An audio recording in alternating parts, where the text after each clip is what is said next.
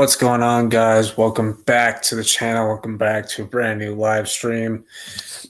Got a lot of things to talk about. We got more NBA playoffs, some crazy games to talk about. We're almost at the end of the first round, heading into the conference semifinals. We already have one confirmed matchup, which we will discuss. Plus, NFL draft to talk about. The draft is over and done with. I'm going to be grading every first round pick, and I'm going to be grading every team's draft. So, without further ado, let's get into it. We will pick up where we left off from last week. But the Knicks scraped by the Pistons 118 to 116. And they take back home court advantage. They go up 2-1 in the series with this game. The series has been pretty competitive so far.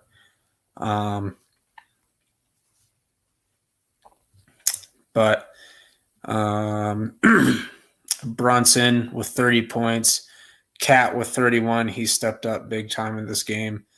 OG with 22, Bridges with 20. Almost the entire starting lineup scored 20 plus, except for Josh Hart. He only had 6 points. And then they didn't really get much off the bench. Mitchell Robinson with 4 rebounds, with only 2 points, 4 from Campaign, 3 from Deuce McBride. Not a lot of production out of the bench, which is pretty concerning. But then we look over the Pistons. Cade with 24, Duren with 16, had 8 rebounds, 24 from Tim Hardaway Jr. Asar was 7 and only 5 from Tobias Harris. And we look at the bench.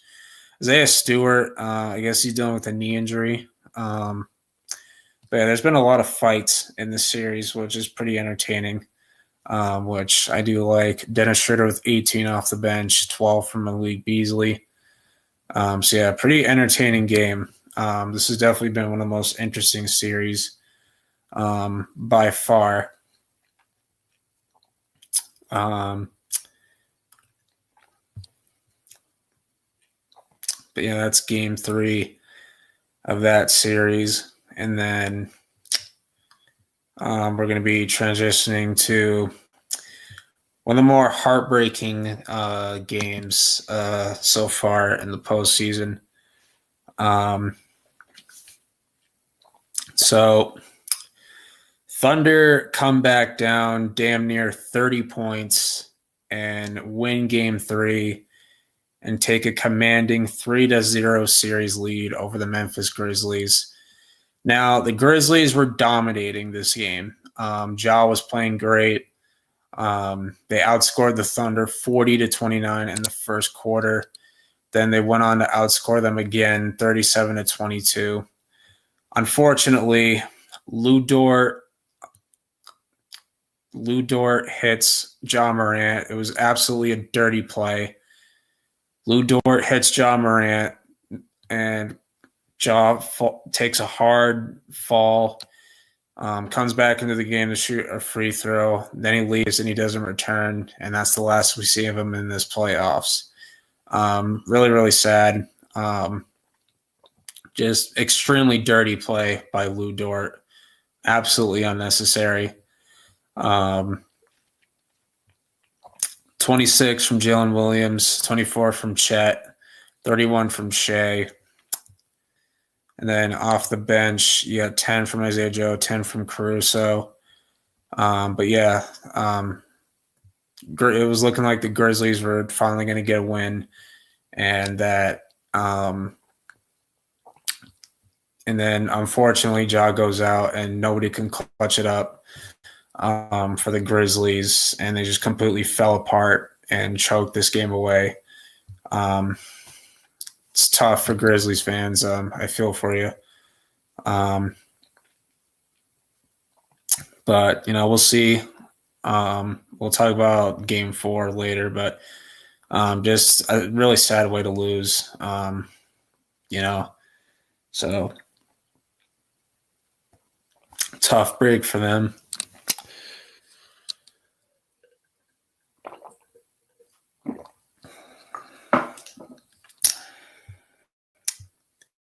And then we go to the Nuggets Clippers game 3. Obviously, the previous game, the Clippers got the split, so they got home court advantage. They're going to go ahead and protect home court advantage here with a 117-83 victory over the Denver Nuggets. They take a 2-1 series lead. This has definitely been the most entertaining series so far. I hope this goes to game 7. I really do. Aaron Gordon with 15. Michael Porter Jr. been very disappointing in this series so far. 7 points. 1 of 6 from 3, 9 from the field.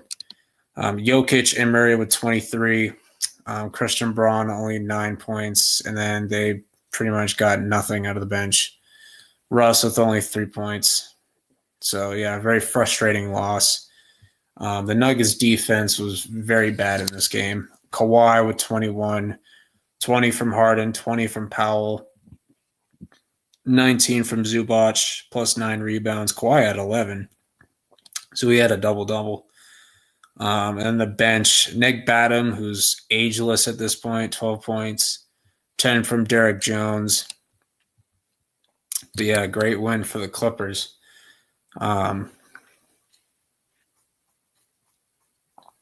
So, yeah. So that was Thursday's games. So we'll move on to Friday.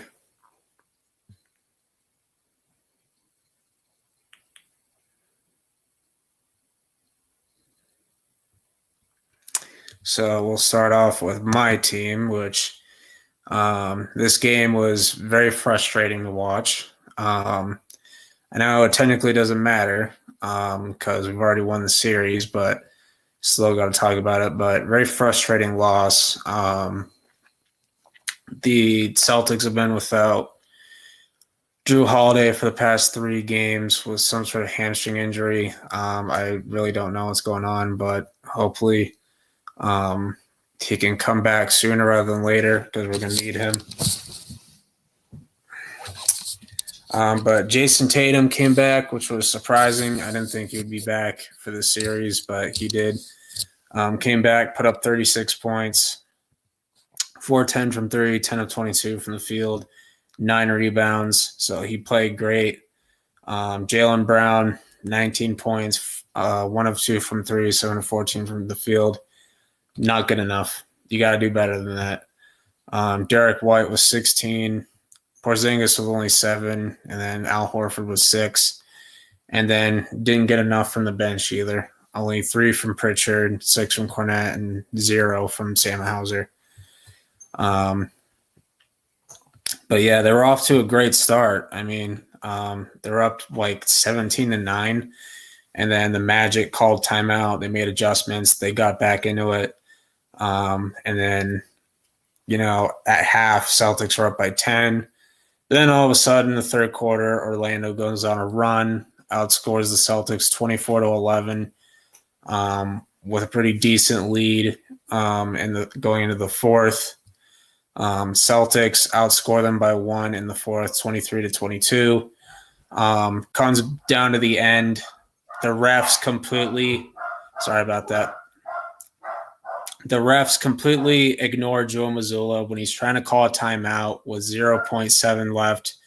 The refs were being ignorant and refused to push the clock back to 0.7, so they only had 0.3 left in the game. They try to inbound it to Porzingis, tries to tip it up and in to force overtime. Unfortunately, doesn't get it, and that's how they lose. So the refs were fucking awful in this game. But phenomenal game from Paulo and France. 32 from France, 29 from Paulo.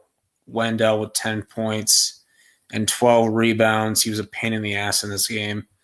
KCP continues to play like shit. Probably one of the most overpaid. He's on one of the worst contracts in the league. And then they didn't really get much out of their bench. But yeah, it was a very entertaining, competitive game. Frustrating loss, but really doesn't matter. But we'll move on to the next game. And that is the Pacers versus the Bucks. The Bucks finally got a win. It was at home. They beat the Pacers 117 to 101. So beat them pretty confidently. But they get back into the series. Siakam with 28, Nesmith with 18, Halliburton with only 14, 10 from Obi off the bench. And then for the Bucks, Lillard did not play very well. He only had, am I looking at this right? He only had 7 points, 1 of 8 from 3, so he struggled in this game. But story of the game is Gary Trent going off for 37 points, shot 11 of 16 from the field, made 9 threes, and Giannis put up 37 as well. They got 10 out of Portis off the bench, 12 from AJ Green. But yeah, very solid bounce back win for the Bucks at home in front of their fans. So you got to be happy with that.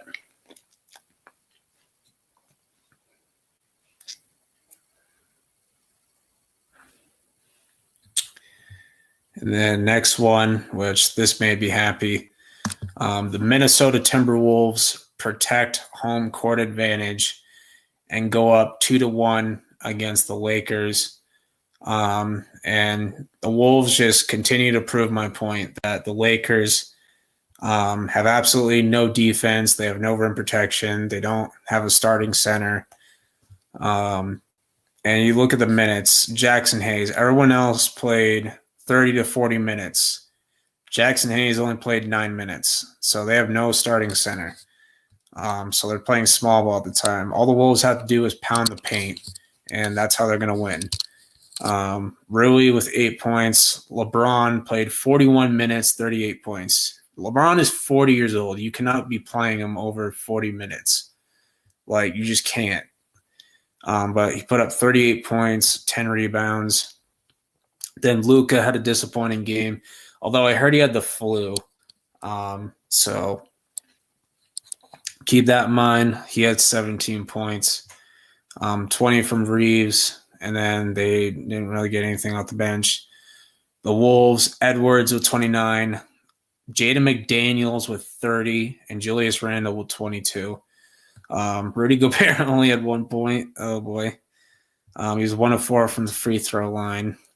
And then he had 3 rebounds and 1 block. Yeah, they still won the game, though. Then he got 11 from Naz Reid off the bench, 10 from DiVincenzo, and then 4 from Alexander Walker. But yeah, very good win for the Timberwolves. They protect home court, go up 2-1.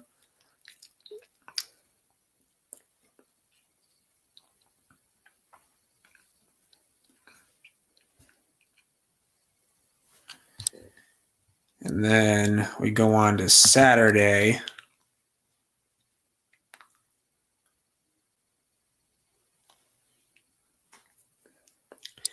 The Cavs blow out the Heat to go up 3-0.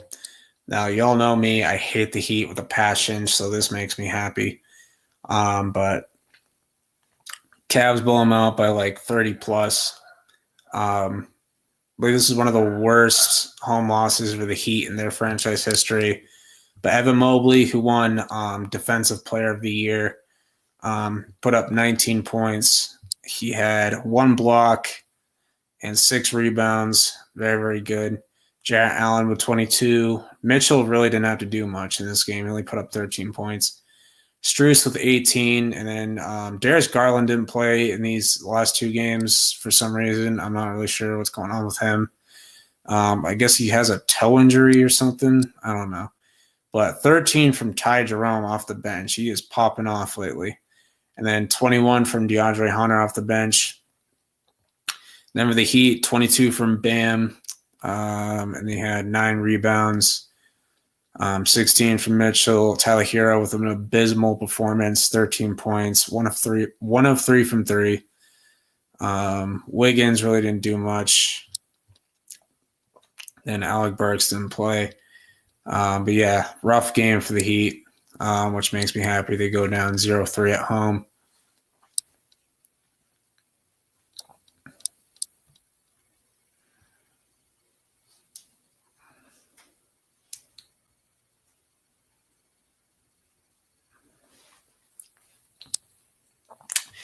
And then the Thunder complete the sweep against the Memphis Grizzlies. This is a really sad way to go out.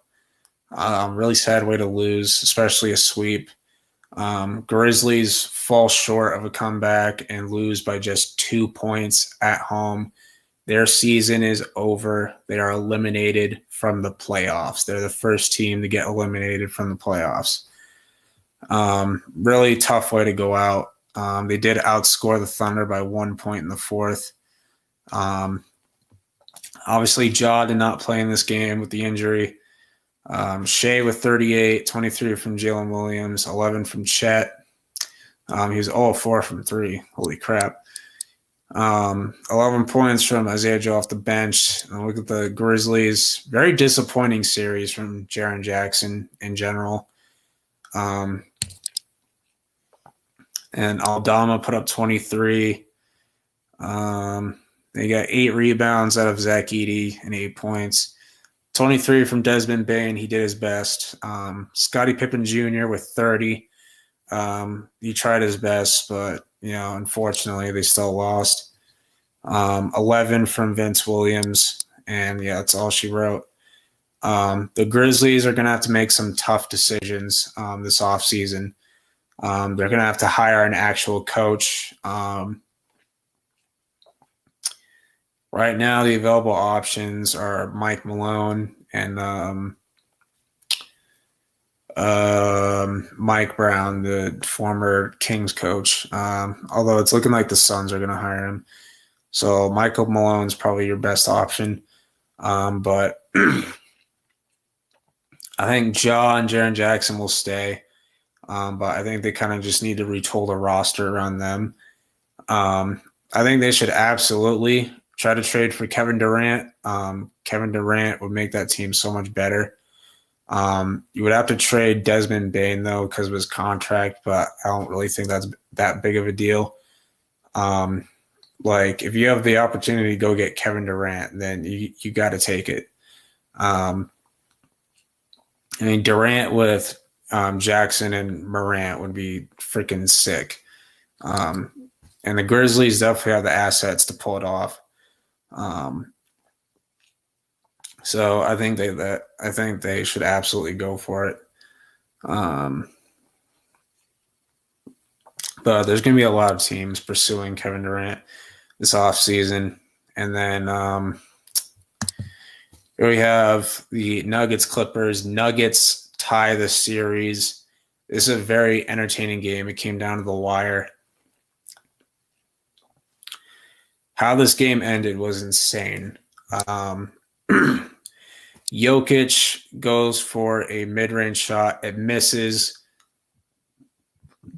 But Aaron Gordon slam dunks it in right as the buzzer goes off. And that's how the Nuggets won the game. So this is a very entertaining game. 36 from Jokic. He had 21 rebounds. He had a double-double.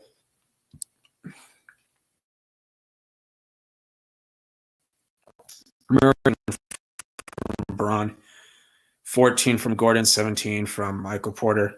And then they didn't really get much on the bench. Did Russ not play? It looks like he didn't. So yeah, it's not even showing his name on here. That's weird. 24 from Kawhi, only 15 from Harden, 22 from Powell. And then not much off the bench. But yeah. So very entertaining game. Definitely the best series so far in the first round.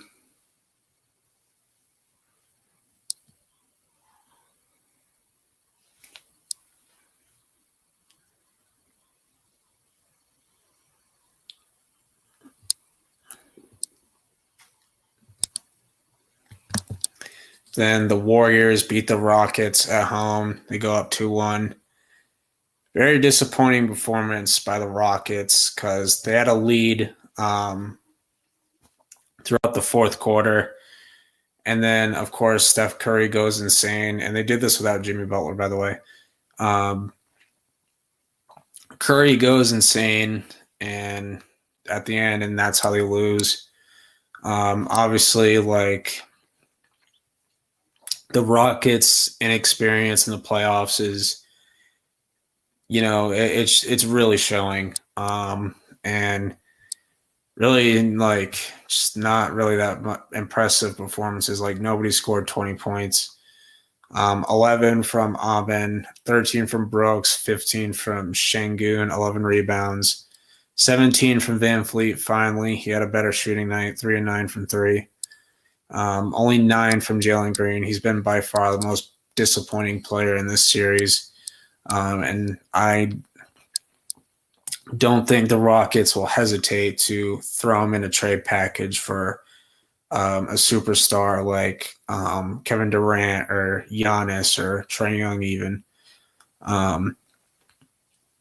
So definitely watch for his name in the offseason when it comes to trades. 12 points from Jabari off the bench. Then for the Warriors, Steph went off for 36 points, 5 of 13 from 3. 10 from Pajanski, 17 from Hield off the bench, along with 16 from GP2. But yeah, very disappointing performance by the Rockets. It is what it is.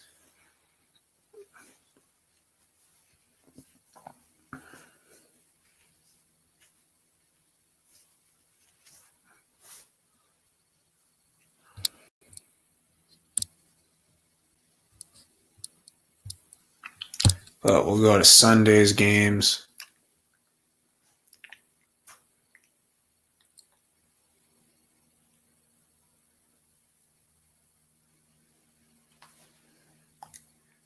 And this game right here pissed me off. The way that Pistons lost was just absolute bullshit. The refs were fucking terrible in this game.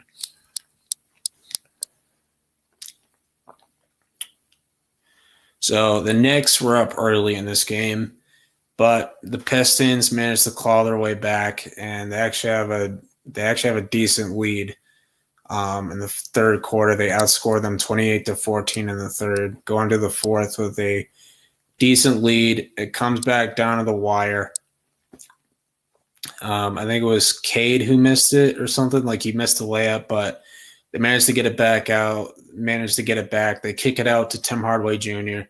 He gets fouled on a 3-point attempt, but the dumbass ref doesn't call it, and that's how the game ends. And then the next day, they come out and said, yeah, that was a foul. That's our fault. We made a mistake. Well, it doesn't change anything. You can't go back and undo it. You can't go like what's done is done. Like it doesn't change anything. Like the Pistons should be up 3-2 right now. But of course, because of the refs' ignorance and stupidity, they're down 3-1 or 1-3. I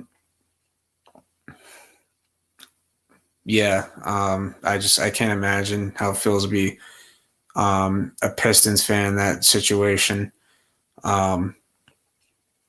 Really unfortunate. They should have absolutely won this game. Just This those refs need to be fired like ASAP. That's absolutely ridiculous. Brunson with 32, Cat with 27, excuse me.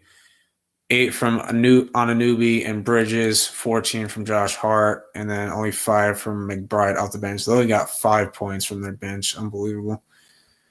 And then Pistons, 25 from Cade, 14 from Hardaway, 18 from Harris, 8 from Asar, 6 from Duren.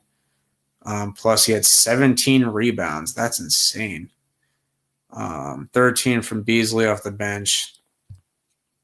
And yeah, very frustrating game. Refs absolutely sucked. On to the next one.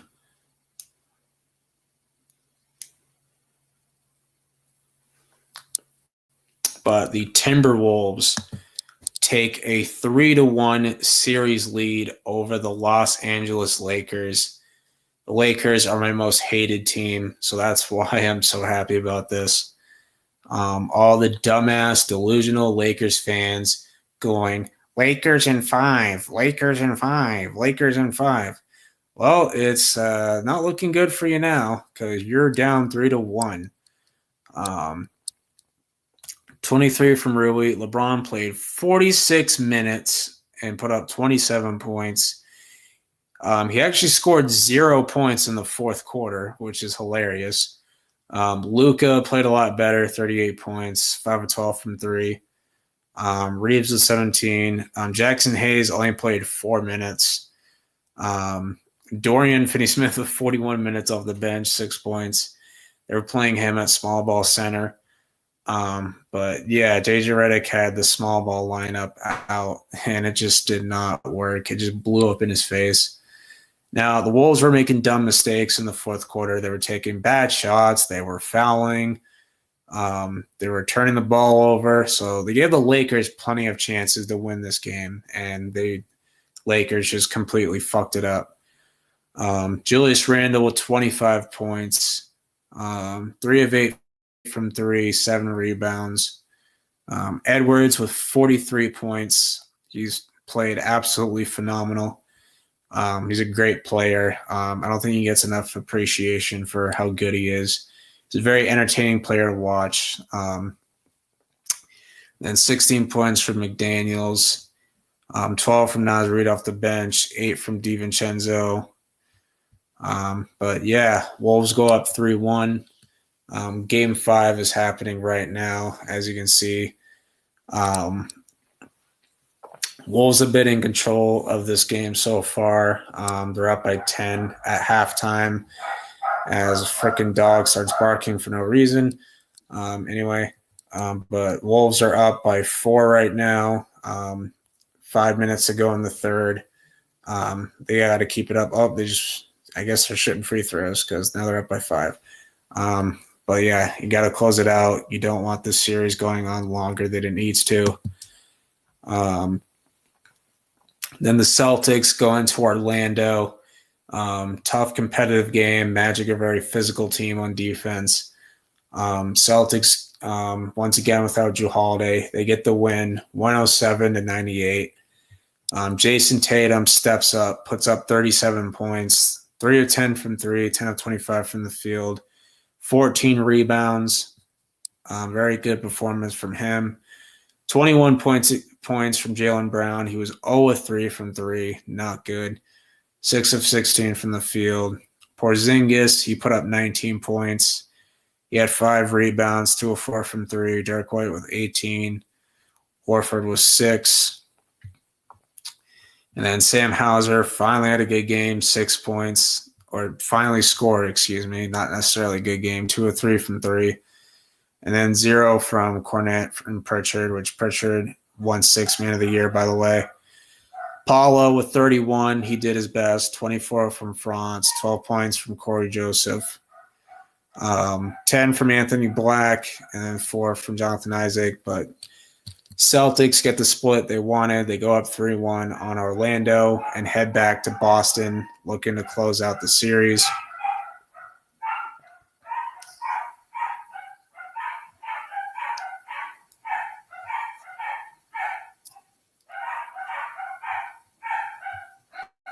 And then Pacers Bucks, very heartbreaking game for Bucks fans.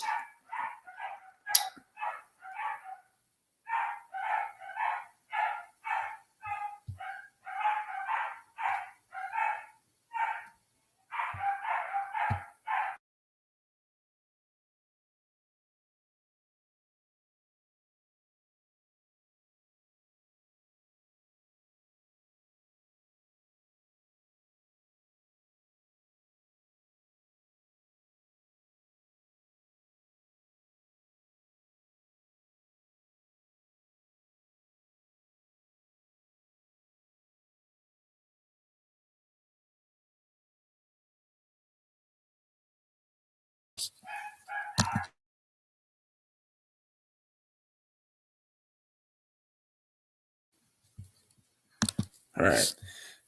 Damian Lillard goes down early in this game with an ACL. He tore the same ACL he had blood clots in. So he is done. Pacers dominate the Bucks 129 to 103. They go up 3-1 in this series. Very rough for Bucks fans. 23 from Turner, 20 from Nembhard, 17 from Halliburton, 12 points from Siakam, 14 from Nesmith. Topping with 13, 15 from McConnell off the bench, 12 from Jarris Walker. And Giannis played his heart out, 28 points. Dame obviously only played 6 minutes, tore his ACL. Kuzma continues to play like absolute crap. Lopez with only 6. Gary Trent with 6. 14 from Bobby Portis. 23 from Kevin Porter Jr. off the bench. But yeah, rough game for the Bucks. Excuse me.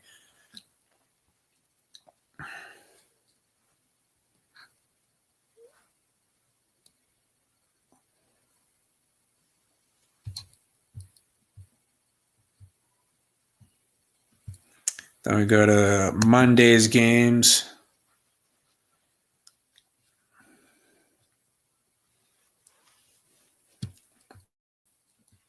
And then, oh, this is hilarious. This made me laugh, guys.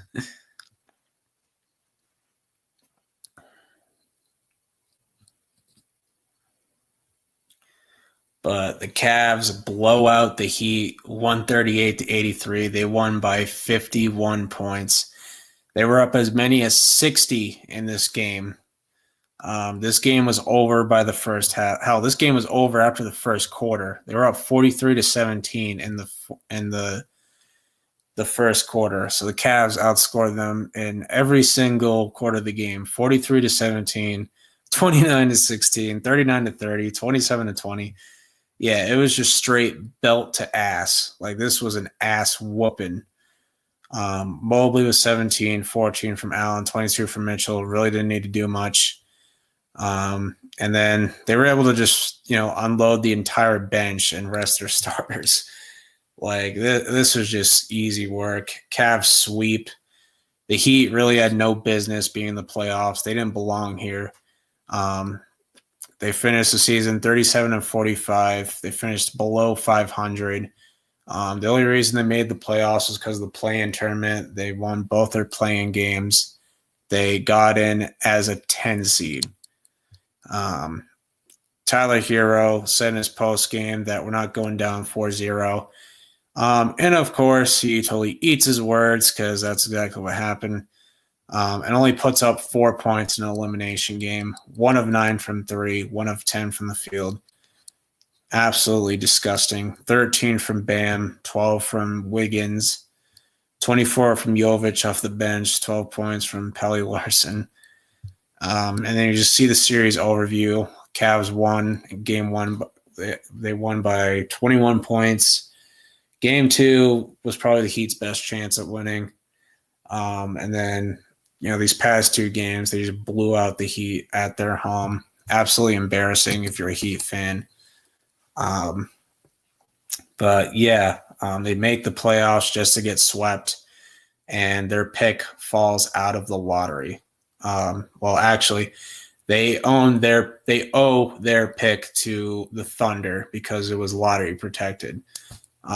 So yeah, good job, Heat. But they do have a first round pick from Golden State via the Jimmy Butler trade, but that's not in the lottery either. That's at number 20.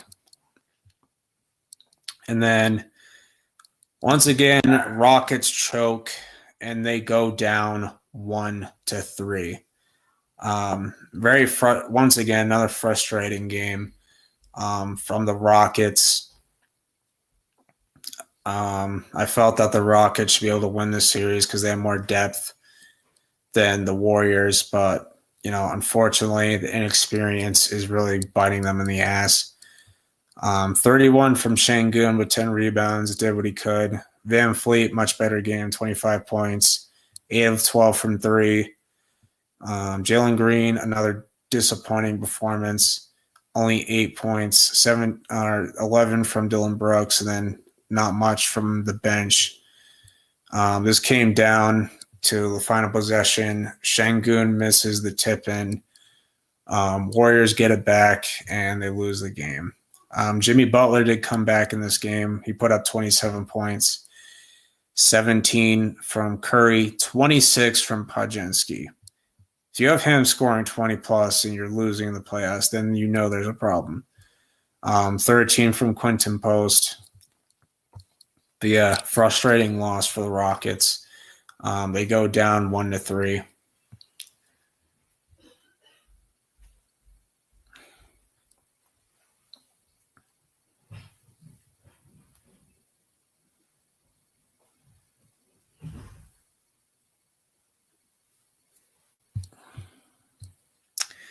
We go to yesterday's games.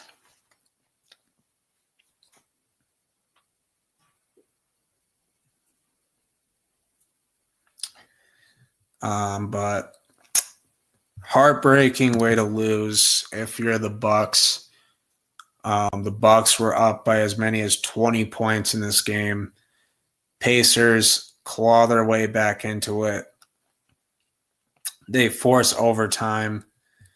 Bucks could have won the game, but Gary Trent loses the ball out of bounds, turns the ball over, and Halliburton scores the game-winning layup, and that's how the Bucks lose in overtime. Giannis played his absolute heart out, 30 points. Gary Trent, 33, 14 from Portis, 11 from KPJ, 19 from AJ Green. The Bucks season is officially over. Their third straight first-round exit. But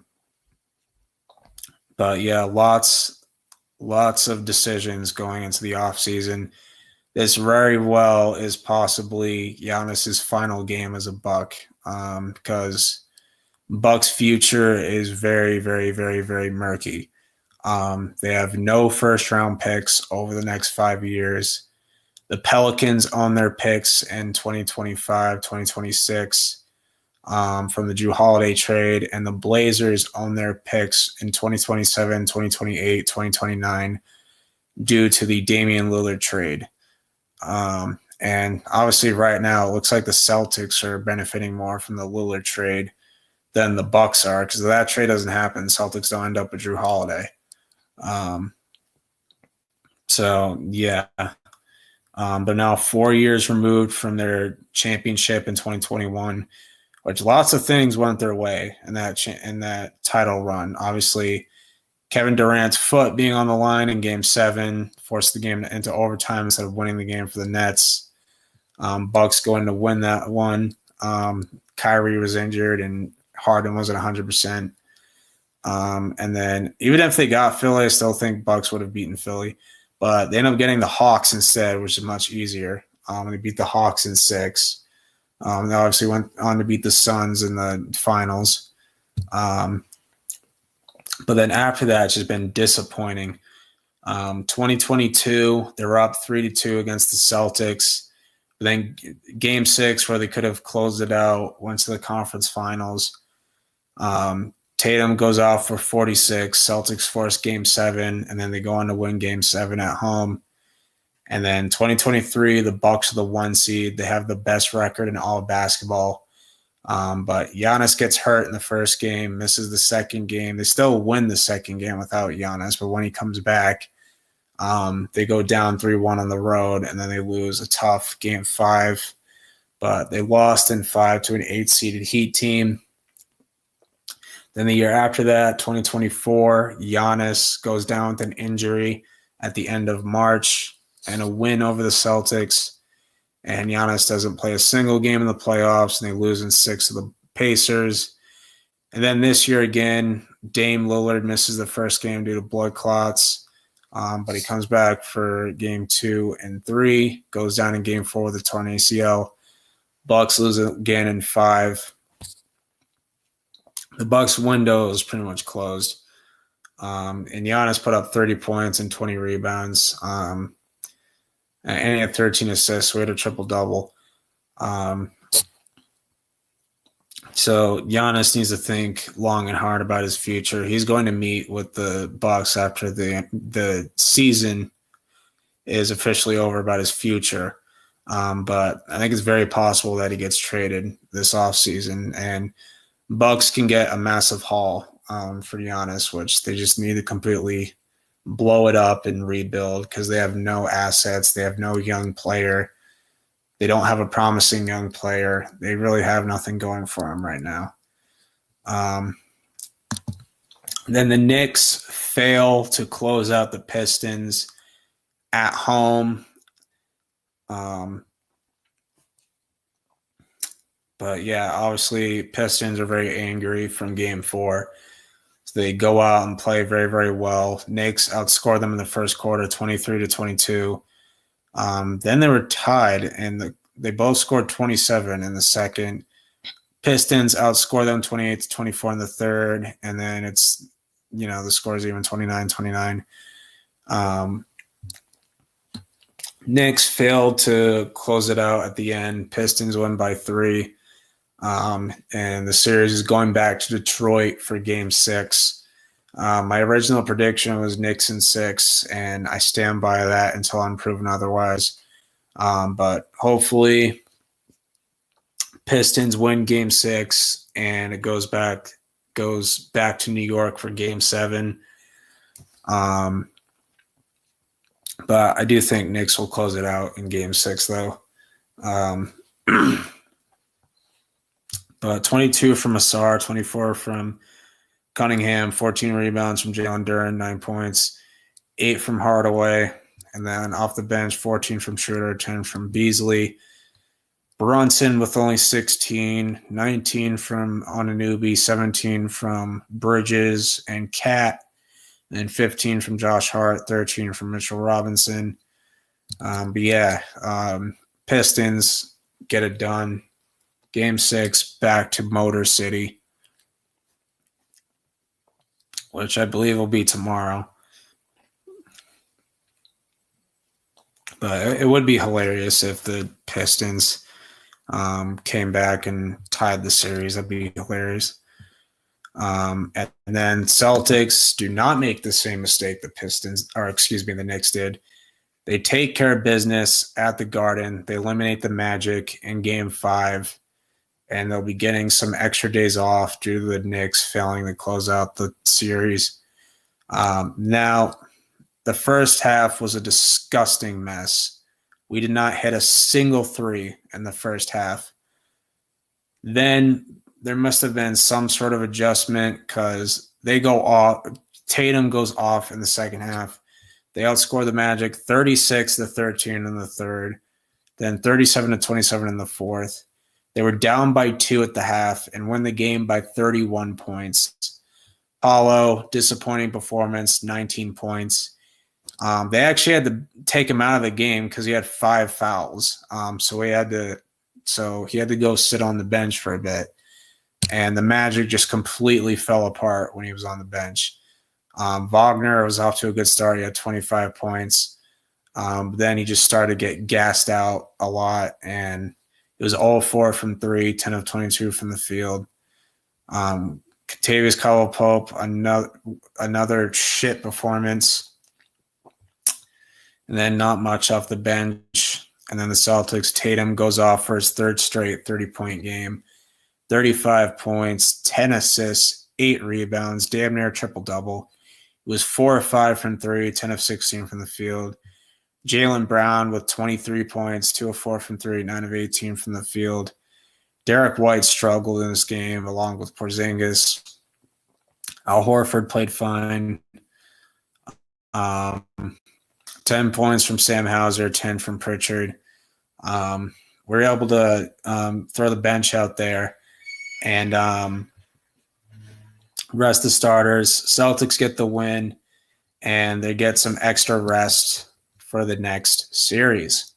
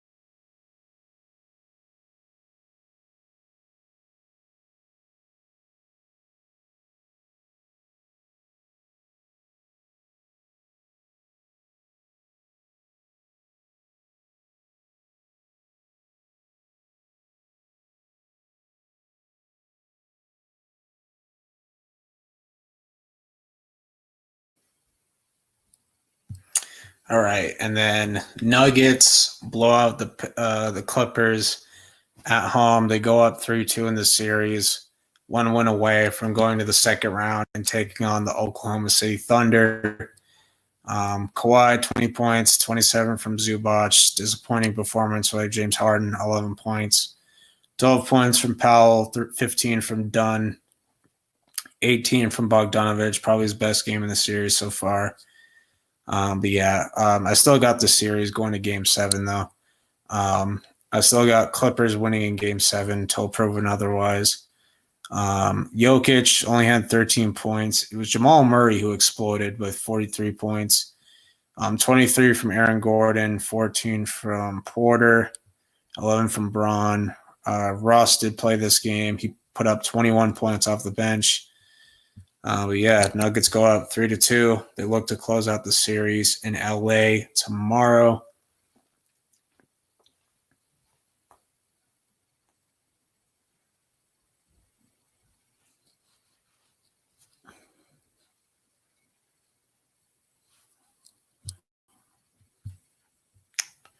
Then that's it. And then obviously tonight, we'll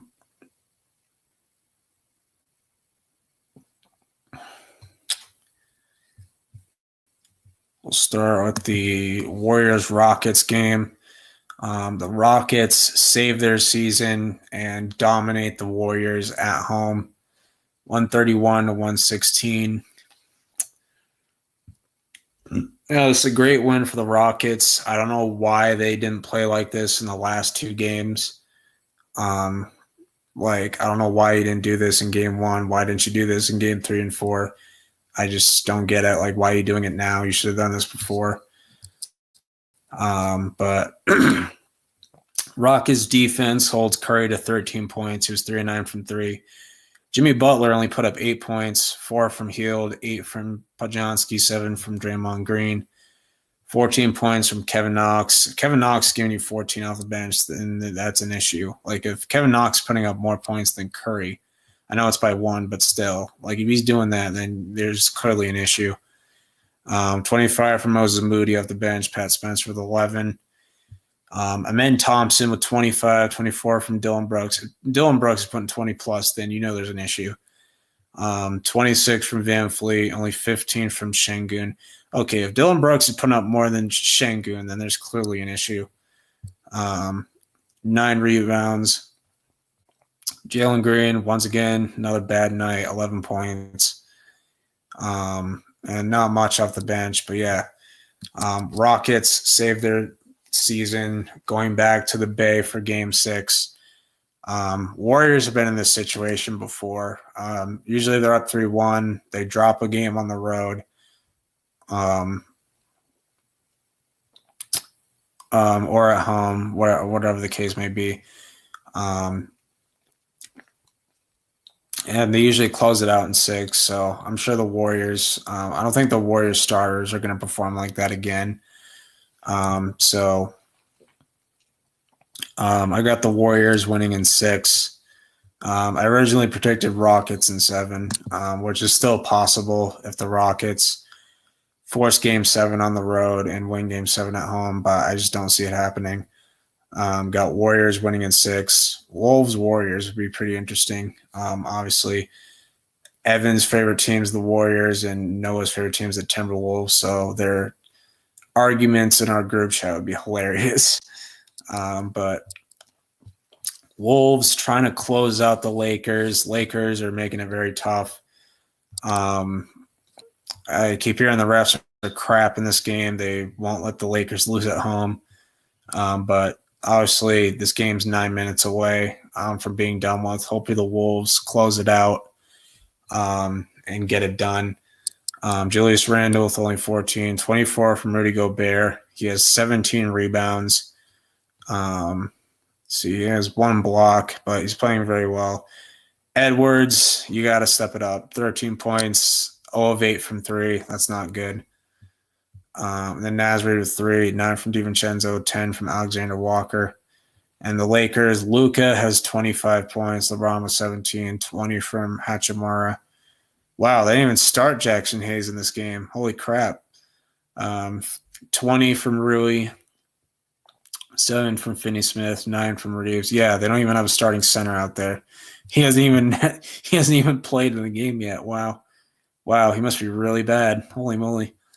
Maxi Kleber is getting minutes over Hayes. You know there's an issue. But yeah, only 4 points off their bench.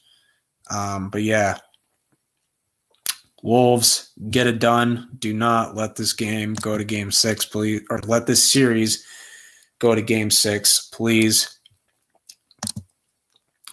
We got Tristan in the chat. What's up, Tristan? But we'll go ahead and go over the draft.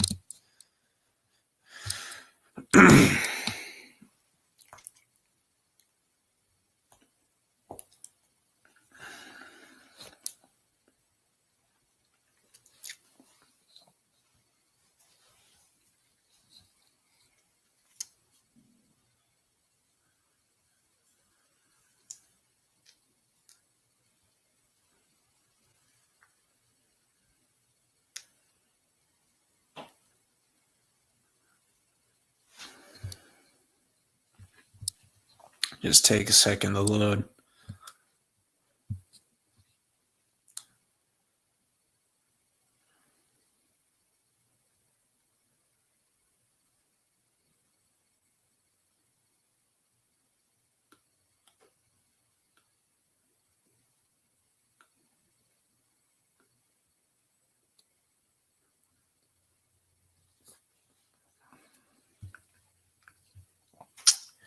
All right.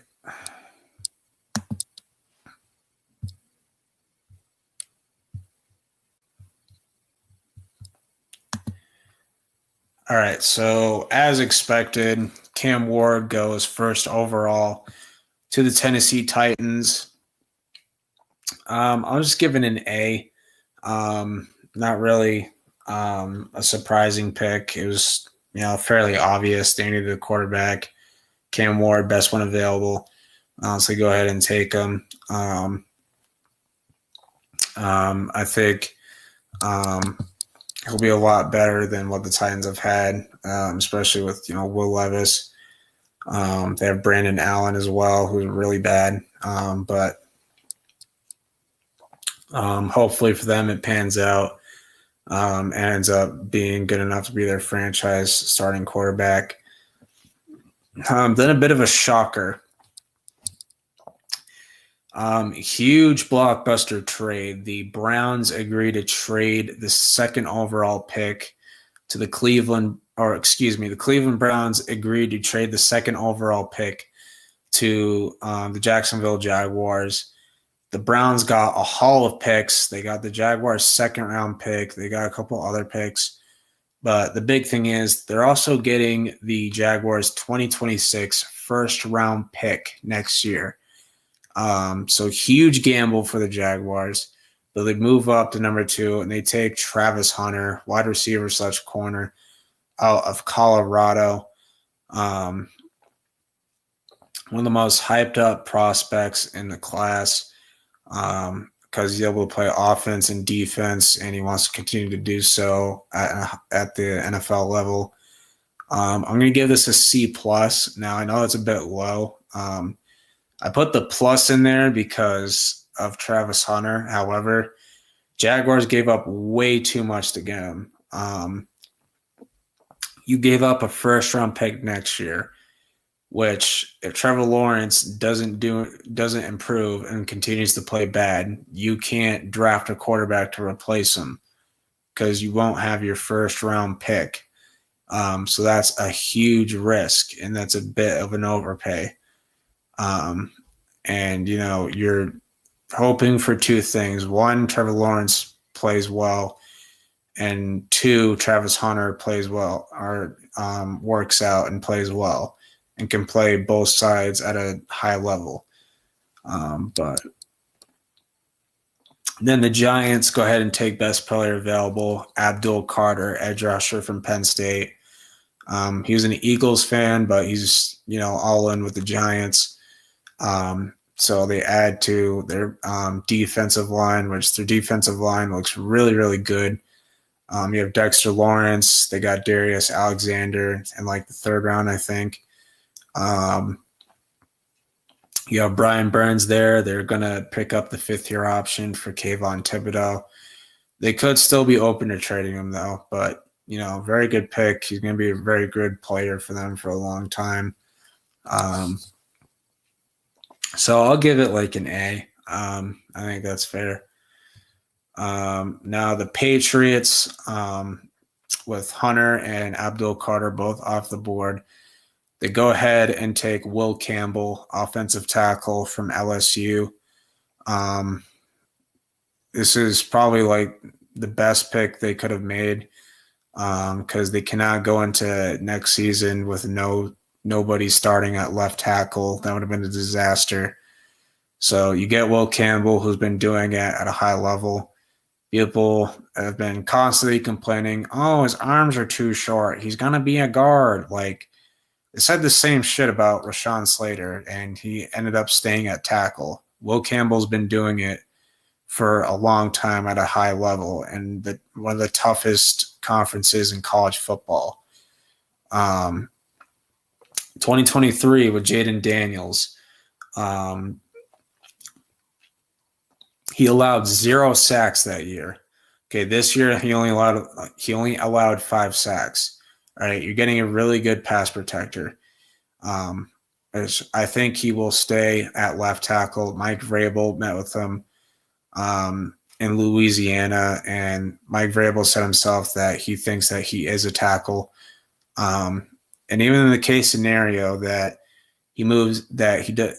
And in the low possibility that he doesn't do well at left tackle and performs better at left guard, that's fine because left guard's a need as well. You do need a left guard, which maybe you get that in Will Campbell, or maybe you get that in next year's class, or maybe you make a trade with the Browns for Joe Bitonio or something. I don't know, but I'll give it a B-.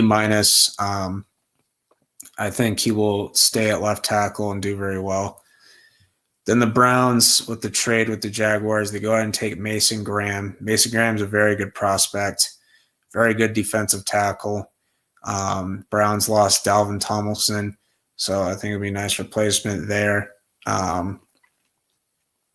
Plus, having on the same defensive line as Myles Garrett is going to be really scary. So really good pick for the Browns. They get really good value there. And plus, they have a ton of picks as well. So I think they played it smart. I'll just give it like a B, or maybe I'll give it an A plus because of the picks they got. Raiders go ahead and take Ashton Jeanty. They take running back, which is they really need running back because their run game was historically bad last year. So they get a true running back one. They also have Mostert as well, which he'll probably be the backup. But Jeanty is runner-up for the Heisman. Very, very good running back. So I was going to a big market city in Las Vegas. So they'll be able to run the ball a lot better. So I give it an A. Then the Jets, they go ahead and take Armand Membu. They secure their right tackle, which is very important. So a smart pick for them. I'll give it an A as well. Armand Membu is a very good offensive lineman. So very, very important for the Jets, especially with Justin Fields as your starting quarterback. Then the Carolina Panthers, they go ahead and take Tedor McMillan, wide receiver, out of Arizona. He's a very good receiver. They get Bryce Young, another weapon, which will be really good for Bryce Young entering year 3. This is a prove-it year for him to prove that, this second half of the season wasn't a fluke. And, that he is good enough to be their franchise QB. They do address defense in the second and third round. But, I'll give this like an A. And then the New Orleans Saints. Now, I thought they were going to take Shedeur, but they end up taking Kelvin Banks, offensive tackle from Texas. I'm going to give it a D+. I don't hate the player. I think Kelvin Banks will be a really good starting left tackle for them. And you can move Fawaga over to right tackle because he has played right tackle before. But my issue is that they reached for him a lot, and I don't agree with the players that they took him over. You could have gotten a replacement for Marshawn Lattimore and Will Johnson, which he fell all the way out of the second round, which I don't agree with at all. You could have gotten an edge rusher like Jalen Walker, or you could have gone Michael Williams. Hell, you could have gone Tyler Warren even. But instead, you reach for Kelvin Banks or trading down and taking him at better value. But yeah, I give it a D+. I think he'll be good for them. I just don't like that they picked him over better players. And then another bad pick, Chicago Bears take Colston Loveland. I'm giving this a C-. I think he will be good for them. However, again, I don't agree with the players that took him over. They took him over Tyler Warren, who plays the same position as him, also a tight end, and he's better than him, and they take Loveland over him. Now, I do think Loveland was screwed over because he had a bad quarterback. However, Tyler Warren just has way better traits than Loveland does.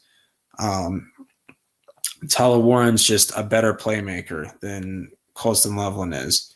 Now, I think he'll be good for them with Cole Kmet. But, I don't agree with the players they took him over. They took him over Tyler Warren. You could have gotten Jalen Walker. You need some edge help there. But it is what it is. Niners took Michael Williams. I like that. They're pairing him with Nick Bosa on the defensive line. I'll go ahead and give this a B+. I think it's a solid pick. Then the Cowboys took Tyler Booker, guard out of Alabama. Took him a bit high. I know Tristan was upset about this, but I understand why they did it. You lost Zach Martin to retirement. You wasted that man's career, one of the best offensive linemen of all time. Definitely going to be a Hall of Famer. But Tyler Booker is going to be replacing him there. They're going to keep Tyler Smith at left guard. They're going to be moving Tyler Booker over to right guard. So they're kind of taking notes out of Howie Roseman's book and building within the trenches. Now they have 3 Tylers in their starting offensive linemen. You got Tyler Guyton over at left tackle. You have Tyler Smith over at left guard. Now you have Tyler Booker at right guard. I'm going to give this a C+. Not the best value pick, but does fill a need. So I do understand why they did this. Miami Dolphins went and took Kenneth Grant with 13th overall pick, defensive tackle from Michigan. Love the player. Maybe took him a little too high. You could have moved down a couple spots and still got him. Plus, you have other needs. You need secondary since they lost Javon Holland. And they're trying to trade Jalen Ramsey. And plus, you need offensive line because Teron Armstead retired. And, the interior is not the best. And Tua has suffered like 3 concussions in the past 4 seasons. So you got to protect Tua. Colts get Tyler Warren. I'm giving this an A+. He should have gone top 10, should have gone to the Bears, or should have gone higher than that. They get him here at 14, don't have to trade up. Really good value. They needed a tight end badly. They finally got one, so this is a great pick for them. Then Falcons get Jalen Walker. I'll give it an A-. He's a linebacker, but he can play off the edge. Yeah, love his ability to get to the quarterback. Falls to him at 15, so pretty good value. And the Cardinals go ahead and take Walter Nolan. They get a defensive tackle because they did bring back Calais Campbell, and they brought in Dalvin Tomlinson, but both those guys are older. They're not going to be long-term options. So Walter Nolan's definitely going to be a long-term option. His draft stock skyrocketed in Ole Miss. He's a very good player, one of my favorite prospects. So I think it'd be really good for them. I'll give it an A-. And then the Bengals go ahead and take Shamar Stewart, edge out of Texas A&M. Wasn't very productive this past season, but he did really well at the Senior Bowl, and he tested great at the Combine. I think he can be a day one impact player for Cincinnati, can be a day one starter on defense, which they desperately need. So I'll go ahead and give it an A-. Seahawks finally take a guard in the first round. They take Gray Zabel from North Dakota State. Played tackle, but he's at the NFL level. He's going to be a guard or center, which is what the Seahawks need because they signed Sam Darnold. And we all saw what happened to Sam Darnold. When pressure got in his face, he just went down and they got absolutely destroyed in that game. So Seahawks can not let that happen. They got to get as much protection for Sam Darnold as possible. And Tampa, all right, my grade, I'll give it a B for now. Tampa Bay, surprisingly, they elected to pass on Jahad Campbell, and they took Emeka Egbuka from Ohio State. Wide receiver, most likely to be wide receiver, 3 on the depth chart because they have Mike Evans still. They brought back Chris Godwin. It's just very weird to me because I felt like you need defense more. You need a corner. You need another safety. You need edge rushers. You re-sign Levante David to a 1-year deal. but he's getting older. He's not going to be around forever. Jahad Campbell would have been the perfect replacement, and you could have had Levante David, mentor him. But you take Egbuka, which I think will be a good long-term option for them. But it really wasn't necessary. Like, I just don't agree with them taking him over Jahad Campbell, and they took him over Matthew Golden too, which I didn't really agree with either. But I'll give this a C+. And then the Broncos, they passed on a Marion Hampton, and they took Jahdae Barron, corner out of Texas. Don't hate the player. I think he'll be good. I think he and Patrick Surtain will be a fun duo. However, once again, I don't agree with the players they took him over. They took him over Hampton. You need a running back really bad, and the running back they got was fucking awful. We'll get to that later. They took him over Will Johnson, who's easily the best corner in the draft, not named Travis Hunter. So I'll give this like a C for now. And then Steelers took Derek Harmon, defensive tackle from Oregon. They passed on Shedeur. I'll give this an A. He'll be a nice replacement for Cam Hayward when he retires. You can have a mentor. You can have Cam Hayward mentor him, and they actually do look alike, which is kind of funny. So it actually makes perfect sense. And they need more run stuffers because Derrick Henry is running all over him. So good pick for them. My buddy Ben's happy about that. And the Chargers go ahead and take Marion Hampton, which I thought was weird because they signed Najee Harris. So I don't know why they're taking another running back. I don't get it. I think he'll be RB1 by like the end of the season. Hampton's one of my favorite prospects. He's the second best running back in my opinion. So I think he'll be good for them. But I'll give it like a solid B. And then the Packers, for the first time since 2002, they finally take a wide receiver in the first round. Matthew Golden, his draft stock skyrocketed in the college football playoffs. He was going off for them.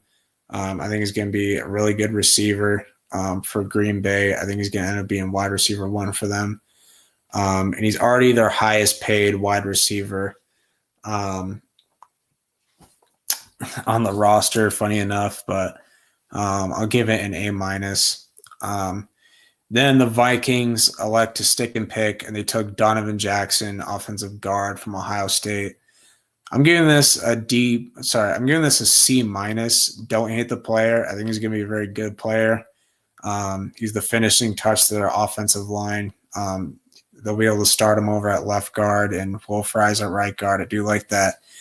However, I do not agree with the players they took him over. They took him over Malachi Starks and Nick Emanwari. You need safety. Okay, Harrison Smith, is getting older. You took him over Will Johnson. You need depth at corner because who else do you have besides Byron Murphy? Will Johnson would have been a great pick. If you really wanted Donovan Jackson, you should have traded down and gotten extra picks because after this, they didn't pick again until the third round. So just not a great value pick. Minnesota's draft overall was not good. Then the Giants trade back up into the first round with the Houston Texans. They go ahead and select Jackson Dart, quarterback out of Ole Miss. They took him over Shedeur, which was surprising because they did the most work out of any team on Shedeur. So that was interesting. So you think they would have taken him, but they didn't. So they must have gotten a lot of information and they probably knew let's not take him. So they take Jackson Dart instead, which he's not going to be the starter in 2026. Russell Wilson will still be the starter. Jackson Dart's going to sit behind Russell Wilson for the year, and he'll probably be the starter in 2026. Giants are taking a risk, so hopefully for them it pays off. But yeah, Shedeur apparently his interview did not go very well. Apparently Brian Daboll tried to call him out on something, and he said, "No, I don't agree. You're wrong." So pretty much tanked it from there. But I'll give this like a B- for the Giants. Then the Falcons trade back up into the first round with the Rams. They trade away a 2026 first round pick. They get James Pierce Jr., very good edge rusher out of Tennessee. They get 2 edge rushers in the first round. I like the player, good value. However, they traded too much to get him. So for that, I'm giving it a D+. I think he'll be good for them. But again, you won't have your first round pick next year in a very good class. So that's definitely not good. And the Ravens go ahead and take Malachi Starks, which Evan was really upset about this because he's a Bengals fan. He loves Malachi Starks and he hates the Ravens. So he was so pissed about this. But Ravens go ahead and pair Malachi Starks with Kyle Williams at the safety position. I do like. So I'll give it a C+ for now. Starks is one of my favorite prospects in this class. The Lions once again make an outlandish pick, and they go ahead and take Talik Williams from Ohio State. Now this is weird because lots of people kept saying that if Mike Green is on the board, there is no way that the Lions would pass on him, and they go ahead and do it here. Talik Williams out of Ohio State, I do think he's good. I think he did well at Ohio State. I just don't agree with the players they took him over. I feel like you need edge rusher more than defensive tackle, but defensive tackle is still technically a need. But we'll see how it works out for them. But I'm going to give it a C for now. And then Commanders, instead of taking Nick Emanwari, they go ahead and take Josh Connolly Jr., offensive tackle from Oregon. He played left tackle, but is most likely going to be moving over to right tackle because they already have Laremy Tunsil at left tackle. So we'll see how that goes. One of the best tackles in the draft. But I'll give it like a C. Then the Buffalo Bills pass on Nick Emanwari and Will Johnson and take Maxwell Hairston from Kentucky. Now, I did predict this, and I got it right. I predicted it because they need speed at the corner position to keep up with receivers like Xavier Worthy. And he ran a 4.45 at the combine. But yeah, just not the best value. I'm going to give it a D+. I think he'll do good there. But I just don't agree with the players they took him over. You took him over as a Raku. You need edge. Took him over Will Johnson, who's a much better prospect. But, it is what it is. Eagles, they took Jahad Campbell out of Alabama. Eagles get lucky again, and they get Campbell. So they'll be pairing him with Zach Bond at linebacker. So Eagles get better with this pick. Howie Roseman does it again. And then Josh Simmons to the Chiefs. Chiefs get lucky, secure their left tackle. Josh Simmons, he looked like offensive tackle 1 before he went down with that knee injury. He tore like a particular something in his knee. It was a very serious injury. But prior to that, he was performing very, very well for them. So if you can get healthy and play 100%, he'll be a very good pass protector for Kansas City. But that is going to be it for the first round. We'll quickly go over every team's draft. I don't know how I'm supposed to. Okay, there we go. Okay, so they end up getting a steal. They get Will Johnson in the second, so they get a corner. Very good for them. Jordan Birch in the third, Cody Simon. They get another corner in Denzel Burke. So Cardinals had a very good draft. Let's see an A. Can I do all teams, or is it not going to let me? All right, for the Falcons, they had an all right draft. As you redefine what's hold possible, on. Lexus did not ask for that. Freaking okay, my bad, people. They get Jalen Walker and James Pearson the first. They get Xavier Watts. They get two safeties. They get Xavier Watts and Billy Bowman. And they also get Jack Nelson, offensive tackle from Wisconsin. I'd say they have like a C for now. Baltimore. In the second, they got Mike Green. Huge steal for them as long as the off-the-field stuff and the character concerns aren't too much of an issue. They also got Emory Jones, who will be a nice tackle for them. Got a linebacker in the fourth. They have Tyler Loop, who could replace Justin Tucker. We'll see. They took another receiver in round 6. They got a defensive tackle in the 6th and a corner. And they also got Garrett Dellinger. So they got 2 offensive linemen from LSU. Pretty solid draft, probably around a B for them. Then Buffalo, I believe they traded up in the second, I think. But they got TJ Sanders, which is really good. They also got Landon Jackson, Deion Walker, who I was high on. I had him going in like the second or third round. They got another corner from Ohio State. They got a tight end. They got like 3 corners in this draft. They got Dorian Strong from Virginia Tech. Chase Lunt from Connecticut, offensive tackle. And they got another receiver. So probably like a B or a C for the draft.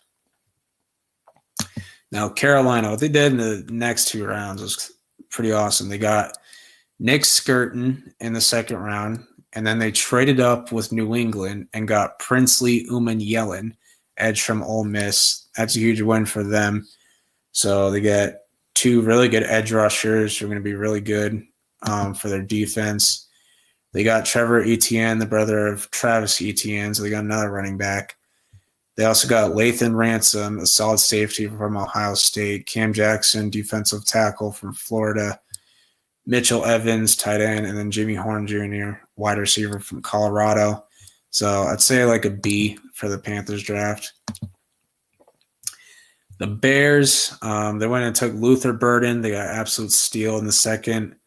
They also got Ozzie Trapillo. I think they traded up, or maybe, I don't know. They got offensive tackle from Boston College. They got Shamar Turner from Texas A&M. They got Ruben Hypolite the second from Maryland. Zaw Fraser, corner from Texas, and then a running back and guard. So solid draft for the Bears. The Bengals did not have a very good draft. I'm very disappointed. I was fine with the first round pick, but round 2, they reached for Demetrius Knight. I know you need a new middle linebacker, but they kind of just reached for him. Then Dylan Fairchild, I think he'll be a starting offensive guard. Round 4, they took Barrett Carter. They took another linebacker from Clemson, which I'm a fan of Barrett Carter. I've liked him for a while. They took Jalen Rivers, offensive tackle from Miami, and they took Taj Brooks, another running back from Texas Tech. They did not address defensive tackle or secondary at all. They didn't take a safety. They didn't take a corner, which they desperately need. Very disappointing draft for the Bengals. I'd say like a D plus or just a D. Then the Browns, got to give them an A plus for the draft. They got Carson from a linebacker from UCLA in the second. They had 2 second-round picks.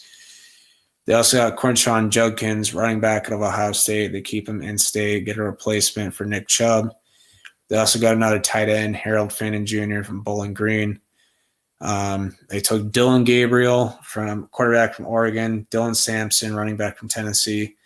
And then Shador falls all the way to the 5th round, and they take him there. So now they have 5 quarterbacks: Joe Flacco, Shador, Dylan Gabriel, Kenny Pickett, Deshaun Watson. Crazy quarterback room.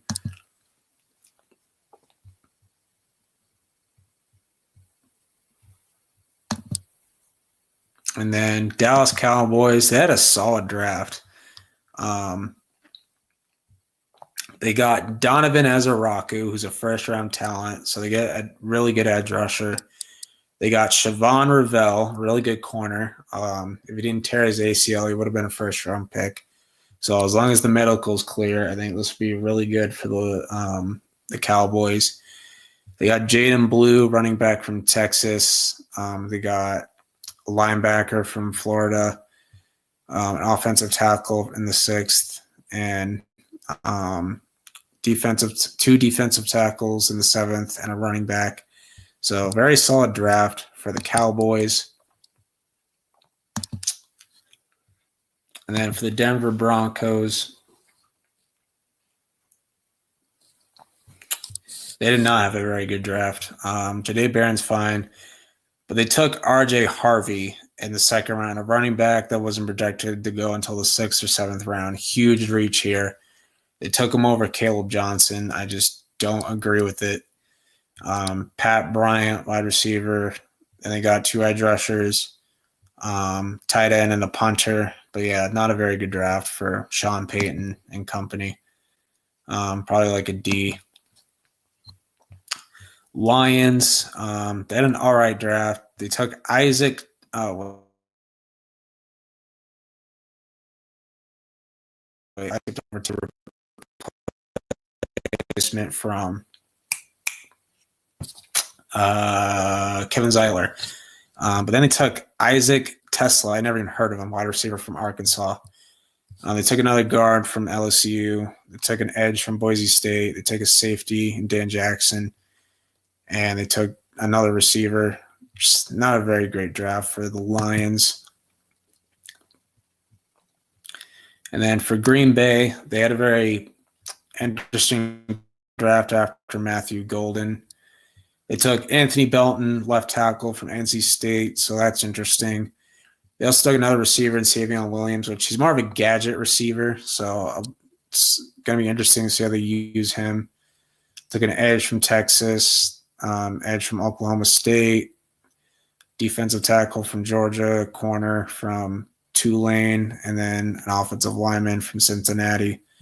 So decent draft for the Packers, I guess. And then Houston, who traded out of the 1st round, thought for sure that they were going to go for Josh Simmons. But they take Jaden Higgins over Luther Burden for some reason. I don't agree with that. I know Luther Burden has character concerns, but still a better prospect.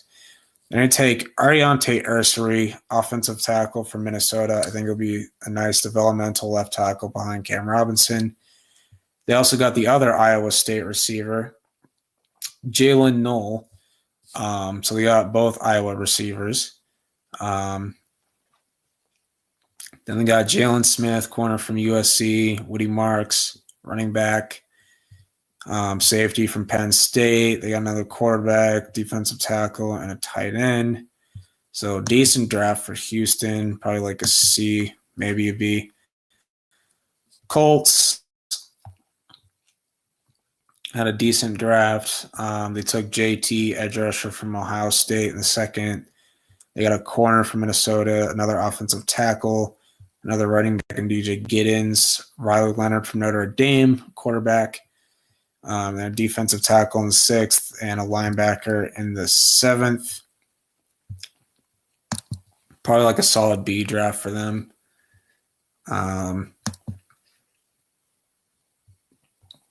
And then Jacksonville Jaguars, they really only got 2 players I really like. They got Travis Hunter, and then they got Wyatt Milam, who I think will be really good offensive lineman for them. But other than that, Caleb Ransaw, corner from Tulane, running back from Virginia Tech, Jack Kisser, linebacker from Notre Dame, Jalen McCloy, another linebacker, safety from the Navy, They got a center from USC, another running back. They did not address defensive tackle at all, which was their number one need. So going to give it a D-. Not a very good draft for them. I know they got Travis Hunter, but still, one player doesn't justify a bad draft. Then the Chiefs felt like they had a solid draft. They got Josh Simmons, got Omar, defensive tackle from Tennessee, Ashton Gillette, edge rusher from Louisville, a corner from Cali. They got Jalen Royals, wide receiver from Utah State. They had a linebacker in the 5th and a running back in the 7th. So solid draft for Kansas City. Give it like a B. And Raiders, I believe in the 2nd round, they got Jack Besh, wide receiver from TCU. He looks more like a tight end than a receiver, but solid pick. Darian Porter in the 3rd. They need corner really badly. Caleb Rogers, offensive line in the 3rd. Charles Grant. So they got 2 offensive linemen. They got wide receiver from Tennessee, defensive tackle, South Carolina, another defensive tackle from Mississippi, wide receiver from Montana State. They got another quarterback, and they got linebacker from Minnesota. Probably like a solid B draft for the Raiders.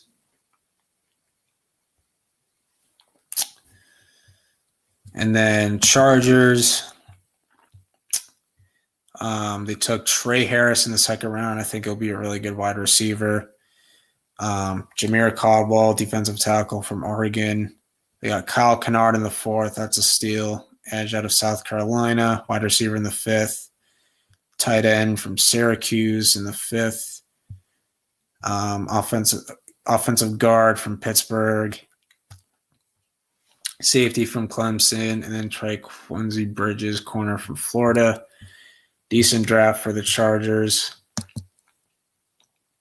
And we go to the other LA team, the Rams, who traded out of the 1st round. They got Terrence Ferguson, tight end from Oregon. They got Josiah Stewart, edge from Michigan, running back from Auburn, defensive tackle from Ohio State.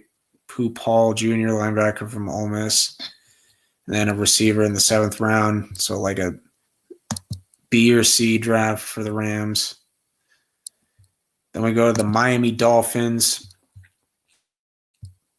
Round 2, they traded up. They took Jonas Savaiinaea, guard from Arizona. Really good pick there. Then they didn't pick again until the 5th. They got Jordan Phillips, defensive tackle from Maryland, and they got Jason Marshall Jr., corner from Florida. Safety from Maryland. They got Ollie Gordon, running back in the 6th. They got Quinn Ewers, quarterback from Texas, who no one really likes. And then defensive tackle in the 7th. So decent draft for Miami. Probably like a C or a B. And then Minnesota, terrible draft, D-, because after that they trade down in the 3rd and take a receiver I never even heard of. Take defensive tackle in the 5th. They get linebacker in the 6th and a tight end in the 6th. They don't even address secondary at all. So, yeah, honestly, it could be deserving of an F, if I'm being honest. By Patriots, they got Will Campbell in the 1st, obviously. They got their new starting running back and Trayvon Henderson, running back of Ohio State. The only pick I'm really not that much of a fan of is this one. They took Kyle Williams over Jalen Knoll. I just don't agree with it. But hopefully he can be a good receiver for us. And then we traded up. We traded back up into the round 3, and we took Jared Wilson, center out of Georgia. We got the best center in the draft. May end up earning that starting center job by week 1. Then we got Craig Woodson, safety out of California. Hopefully he's a true free safety because we need it. We got Josh Farmer, defensive tackle from Florida State. We got a huge steal in the 5th. We got Braden Swinson, edge rusher from LSU. Then we got the best kicker in the draft, Andreas Borregales from Miami. We got Marcus Bryant in the 7th, offensive tackle from Missouri. Julian Ashby, long snapper from Vanderbilt. Very odd pick, but we did release Joe Cardona, so every So we have no more remaining players from the 2019 Super Bowl winning Patriots team. It's officially a new era. And they got Mr. Irrelevant, the last pick in the draft, Kobe Minor, defensive back from Memphis. And then we move on to the Saints. The Saints had a very weird draft. Patriots get a B minus. But they go ahead and take Tyler Shuck in the second round. He had one of the worst pro days I've ever seen. Round 3, they get a defensive tackle. They get a safety in round 3. They get a linebacker in round 4. They get a corner in round 4. They get another running back in round 6. And then round 7, they get a tight end and an edge. Say like a D for the Saints. Not a great draft for them. Then for the Giants, got to give them an A+. Absolutely loved what they did in the draft. They got Darius Alexander in round 3. They got Cam Skattebo in round 4. They got Marcus Bow in round 5. And then a tight end in the corner in round 7. But yeah, Giants nailed this draft. They are definitely winners of the draft. As we move on to the next New York team, the Jets. They take Mason Taylor in round 2, tight end of LSU, super underrated. They needed a tight end badly. They also got Azare Thomas from Florida State. They get a corner 2 to pair with Sauce Gardner. They get a receiver in round 4. They get a safety in round 4. They get Francisco Bawaga, linebacker from Miami. Then Tyler Barron, edge out of Miami. Solid B draft for them. And we look over to the Philadelphia Eagles. Howie Roseman does it again. They get Andrew McCuba, safety out of Texas. Ty Robinson, defensive tackle from Nebraska. They get corner from UCF. They get Snell Munden, linebacker out of Georgia. They get a center from Boston College. They grab another quarterback. They get an offensive lineman in round 6. But still for them, Cam Williams, right tackle from Texas. Could have been a first-round pick, but he just made too many mistakes down the stretch, which tanked his draft stock. But they're bringing him in as a defense or a developmental right tackle under Lane Johnson, so that's huge for them. Definitely a win for Philly. And then we have Pittsburgh. Give it like a solid A- for the Eagles, but Pittsburgh, they take Caleb Johnson in round 3. Huge steal for them. It's going to be RB1 for them. They also got Jack Sawyer, who fell all the way to the round 4. That's a steal. Defensive tackle in round 5. They took Will Howard in round 6. And they got a linebacker in a corner in round 7. So I'll give it like a B. If they don't sign Aaron Rodgers or trade for Kirk Cousins, then Will Howard's going to be the starter, and that is not great. Niners, thought they had a decent draft. I like Alfred Collins from Texas, defensive tackle. They got Nick Martin from Oklahoma State, corner from Western Kentucky. C.J. West, another defensive tackle from Indiana. So they need a defensive tackle badly.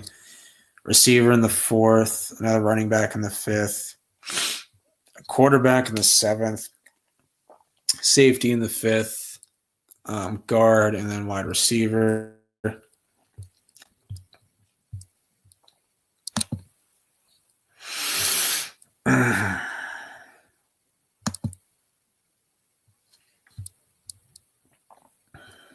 Then we got Seattle. I felt like Seattle had a really good draft.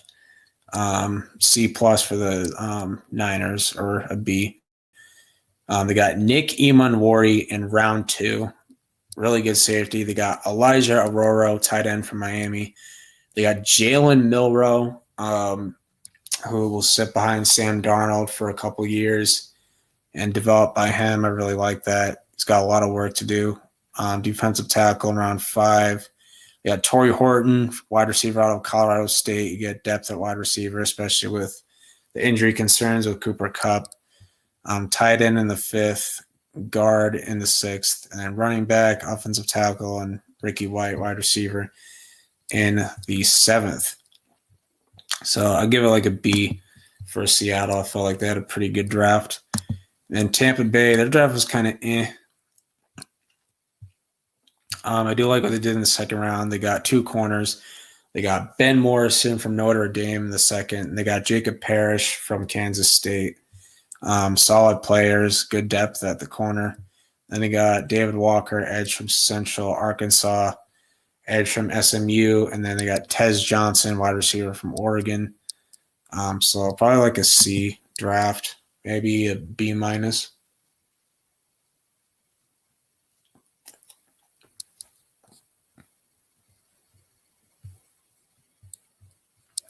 Then we got the Titans. The Titans had a solid draft. Obviously, they got Cam Ward. They got Alu Alud. I'm not even going to try and say that. Edge from UCLA. They also got Kevin Winston, safety from Penn State in round 3. Receiver in round 4. Tight end Gunnar Helm from Texas in round 4. They got Alec Ayomaynor, wide receiver from Stanford. Guard from Sacramento State.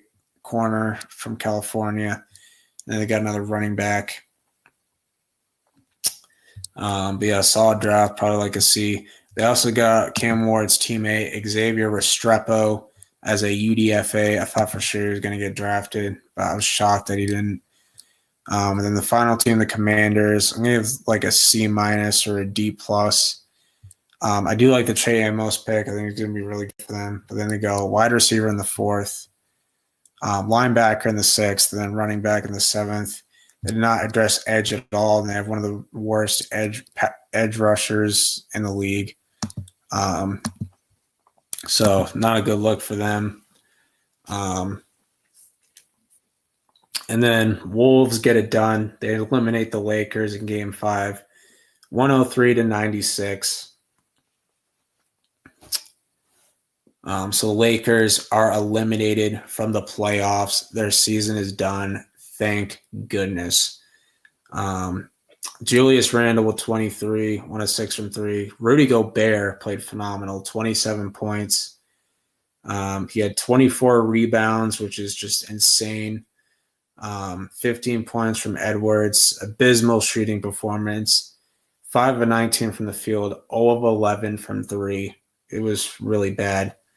Nasri with just 3 points. DiVincenzo with 9, 10 from Alexander Walker. Then for the Lakers, LeBron put up 22, Rory put up 23, Doncic with 28, 12 from Reeves, 7 from Finney-Smith. They tried running the small ball lineup, and it just did not work. And then they only got 4 points from their bench. But yeah, the Lakers season is officially over. Thank goodness. The Timberwolves will be moving on to the 2nd round, and they'll be awaiting the winner of the Rockets-Warriors series. But that's going to wrap it up. Thank you guys so much for watching. Hope you guys enjoyed. I will see you all on Friday on the Sportsville. And yeah, peace out.